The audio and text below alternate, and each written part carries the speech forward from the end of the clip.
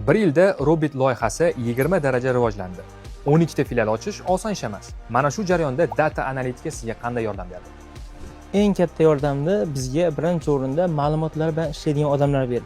Biz qayerga filial ochamiz, qaysi payt ochganimiz yaxshi, u yerdagi aholi soni, aholini zichligi, bolalarning soni, bularning barchasini bizga data analitiklar aniqlab berdi va biz ularning rejasi bo'yicha filiallarni ochdik va Xudoga shukr, anchagina yaxshi darajada rivojlana oldik. Agar siz moliya yoki iqtisodiyot yo'nalishida o'qiyotgan bo'lsangiz yoki shu sohalarda ishlovchi mutaxassis bo'lib, IT sohasiga qiziqsangiz, men sizga data analitika bo'yicha ketishni tavsiya qilgan bo'lardim. Istasangiz Najot ta'lim yoki boshqa ta'lim markazlari yoki onlayn kurslar orqali bo'lsa ham.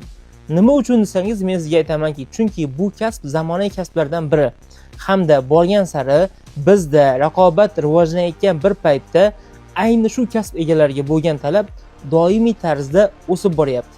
Headhunter yoki boshqa bir saytlar orqali ham bu ma'lumotlarni doimiy tarzda ko'rib borishingiz mumkin.